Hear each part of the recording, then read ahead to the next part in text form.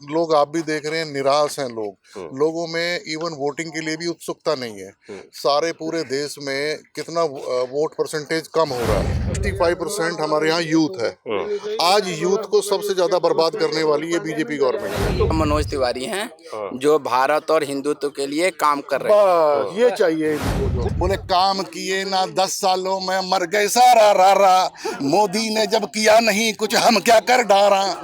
नमस्कार, ये सुबह सुबह का वक्त है और टहल रहे हैं कुछ लोग योगा कर रहे हैं, कुछ लोग राजनीति पे चर्चा भी कर रहे हैं।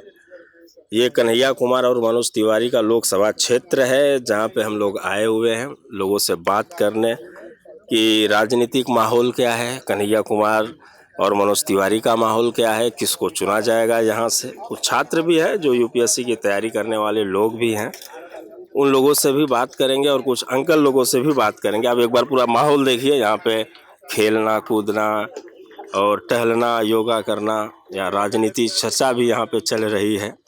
तो कुछ लोगों से बात करते हैं, शुरुआत करते हैं भाई के यहाँ से। क्या नाम है आपका? विपुल कुमार नाम। विपुल कुमार, क्या हाल है? माहौल, चुनावी माहौल क्या है? कहाँ के रहने वाले हैं? मैं बिहार से रहने वाला। अच्छा, बिहार के रहने। बिहार में कौन सा लोकसभा क्षेत्र है आपका? नवादा।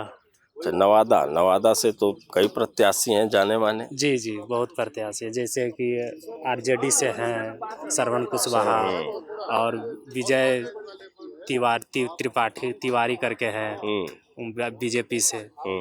तो सब देखिए केंद्र में जो भी है, केंद्र का लहर अब विधानसभा सीएम का लहर से दोनों अंतर होता है।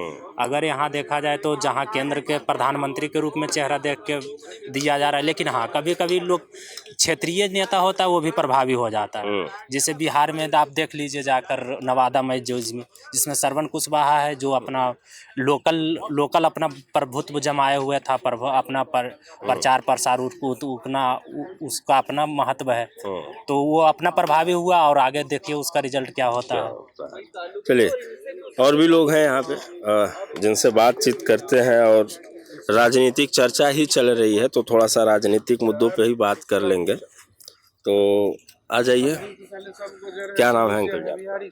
मैं एमपीएस का साना एडवोकेट हूँ मैं। अच्छा, एडवोकेट। चुनावी माहौल क्या चल रहा है sir? North east Delhi hot seat बनी हुई है।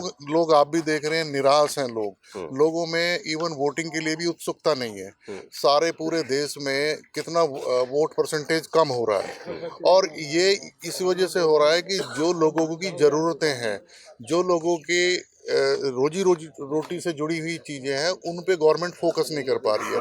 गवर्नमेंट वो इशू लेकर के आ रही है जिनका आम जिंदगी से कोई ताल्लुक नहीं है। तो बेसिकली इस तरह के सिचुएशन में पॉलिटिकल पार्टीज को भी सोचना चाहिए कि आप ऐसे काम, हमारे देश में पूरे वर्ल्ड से ज्यादा 65% हमारे यहाँ यूथ है।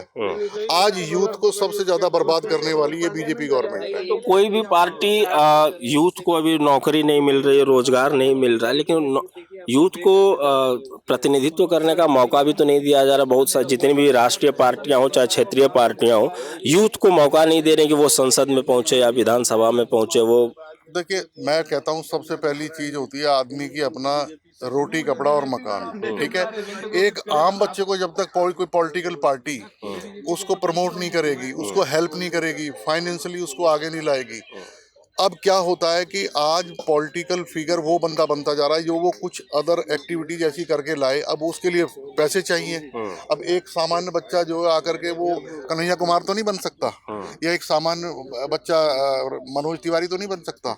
ये सब लोग जो हैं अपना जैसे कर करके आए, तो एक इन्होंने नेम और फेम तो लिया है, तो इनको फिर पार्टी से अट्रैक्ट हुई है।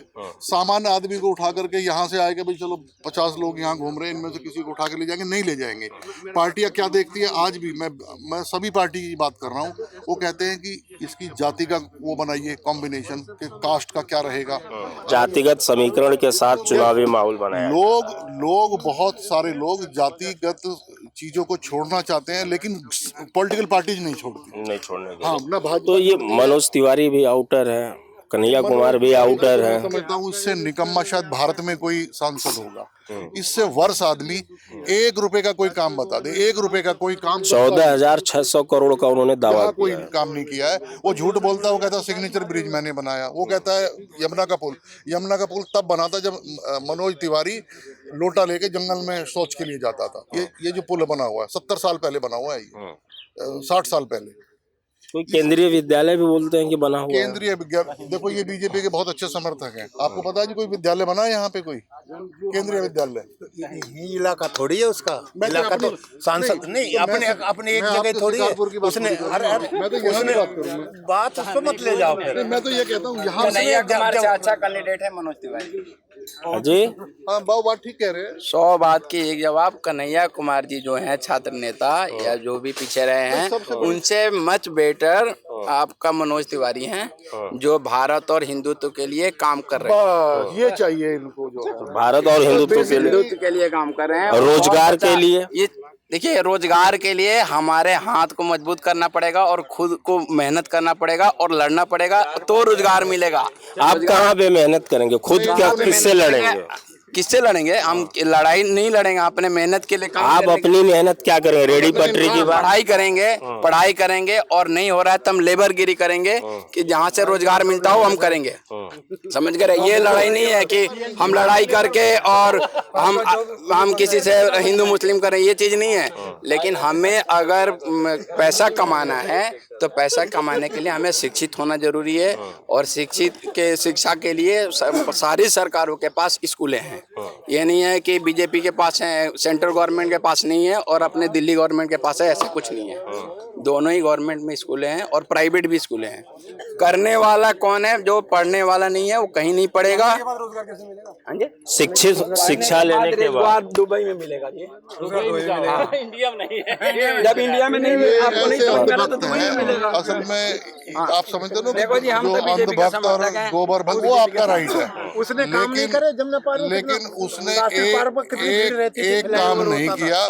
और बीजेपी का मैं बता दूं, पूरी दिल्ली के अंदर भी मैं बताऊं कि जितनी पुरानी सेंट्रल गवर्नमेंट बनी हुई है, आज से 50 साल पुरानी है, 60 साल पुरानी है।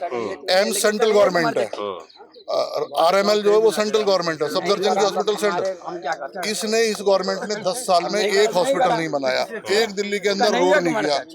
इवन मनोज तिवारी को तो इन्होंने नाचने गाने के लिए उसको दे दिया, लेकिन बीजेपी सरकार ने भी पूरे दिल्ली के अंदर कोई काम नहीं किया। तो दिल्ली में कैसे वोट देते हैं हम? मनोज, ये जो कन्हैया कुमार को लेके कहा जा रहा है कि कन्हैया कुमार नए हैं, जब से टिकट का अनाउंस हुआ तब से अब क्षेत्र में नहीं आए, इन सारे मुद्दों पे क्या हो? देखिए, जहाँ तक कन्हैया कुमार की बात है, वो मनोज तिवारी से ज्यादा पढ़ा लिखा है। मनोज तिवारी को सिर्फ यहाँ नचाने के लिए लाए थे। सर वो तो उनका काम है ना, वो तो प्रोफेशन है।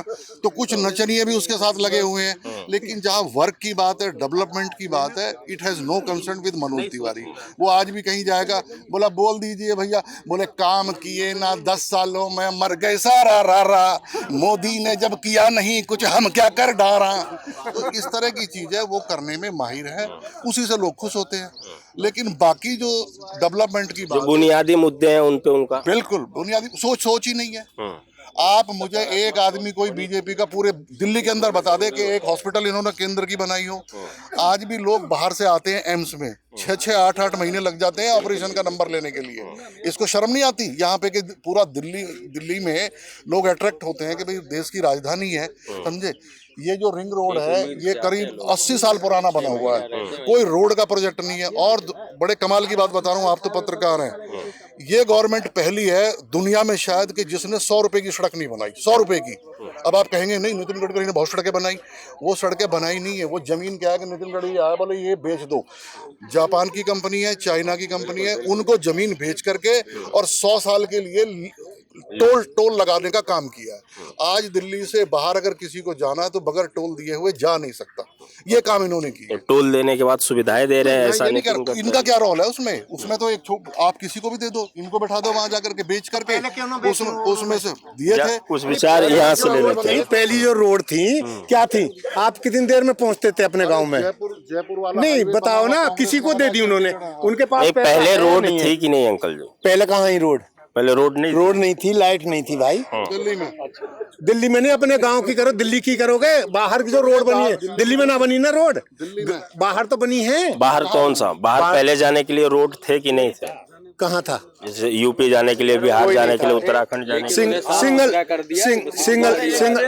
सिंगल रोड थे। क्या बात कर, एक्सप्रेस वे तो अखिलेश के टाइम में बना है। मोदी जी भी तो एक्सप्रेस वे बनवाए हैं।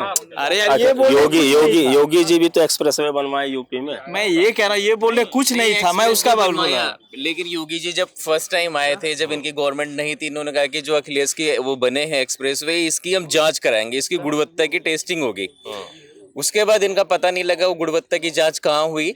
और लेकिन उसके बाद इन्होंने वो एक नया वहाँ का 2-3 एक्सप्रेसवे इन्होंने ही बनवाए थे अभी, और एक मेरठ का बनवाया था, और एक वहाँ का एक स्टेट वो है ना यूपी में, लखनऊ से बलिया। नहीं, हाँ बलिया वाला नहीं, एक और है, नहीं यूपी में ही, वो मुझे जगह याद नहीं आ रहा। पता लगा एक ही बारिश हुई और वो बह गया।